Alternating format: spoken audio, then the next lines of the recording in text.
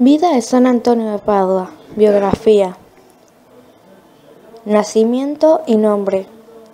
Antonio nació muy probablemente en Lisboa, la casa donde se estima nació el santo, en el barrio medieval de la Alfama.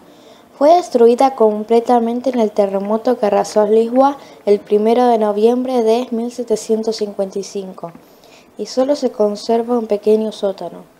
Su nombre secular era Fernando Martín de Worms e Taveira Acevedo, nombre que cambió por el de Antonio en 1220, cuando entró en la orden de los frailes menores. La fecha de nacimiento no es precisa y se estima entre 1191 y 1195, en el seno de una familia de buena posición en la sociedad lisboeta. Educación entrada en la vida religiosa. Se educó en la escuela catedralicia local, contrariando los deseos de su familia. Fernando ingresó en la abadía agustina suburbana de San Vicente en las afueras de Lisboa, perteneciente a los canónigos regulares de San Agustín. Los monjes de la orden de San Agustín, de cual era el miembro, eran famosos por su dedicación a los estudios. Fernando estudió las Sagradas Escrituras y la teología de algunos doctores de la Iglesia Católica, como Jerónimo de Stridón, Agustín de Hipona, Gregorio Magno y Berardo de Claraval. También estudió los clásicos latinos como Ovidio y Séneca.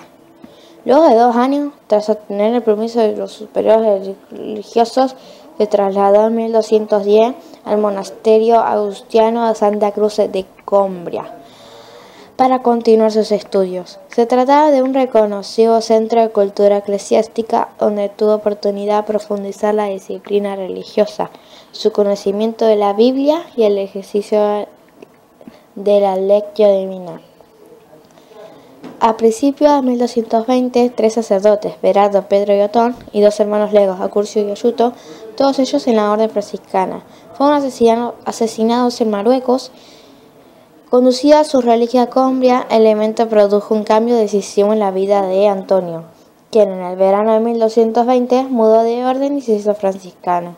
En ese momento adoptó el nombre de Antonio en honor a San Antonio de Abad, a quien estaba dedicada a la ermita franciscana en la que residía.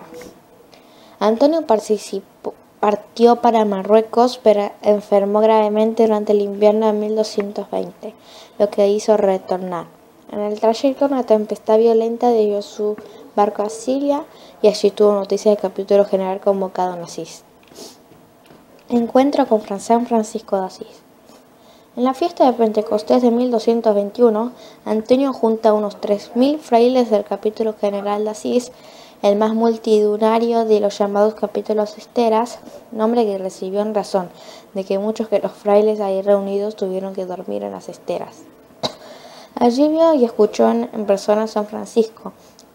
Una vez concluida la reunión, Antonio solicitó a Fray Graciano, provincial de Romaña, que lo tomara consigo para que realice los primeros movimientos de la fe espiritual. Fray Graciano lo envió a una pequeña ermita en las montañas del pueblo de Monte Paolo para que sirviera como sacerdote. La convicción, cultura y talento de Antonio como predicador se mostraron por primera vez en Forli en 1222. Pronto se divulgó la noticia de la calidad de sus sermones y Antonio recibió una carta del propio San Francisco con el cargo de predicar y enseñar la teología de los frailes. Luego fue comisionado por el mismo Francisco para luchar contra la propagación de la herejía catará en Francia. Se trasladó más tarde a Bolonia y a Padua, por lo que su tarea como predicador los transformó en un viajero asiduo por el sur de Francia y todo el norte de Italia, pronunciándose contra las herejías. Últimas predicaciones. En la curia papal, Antonio suscitó en los cardenales y en el Papa Gregorio IX tal admiración por su predicación que el pontífice llegó a llamarlo con el epíteto muy propio Arca del Testamento. Sus mensajes desafiaban los vicios sociales de su tiempo, en forma especial la avaricia y la práctica de la usura. En la ciudad se señala este periodo, en particular la predicación cuaresmal de 1231, como uno de los más notables de su vida. Esas últimas predicaciones tuvieron éxito un popular destacado.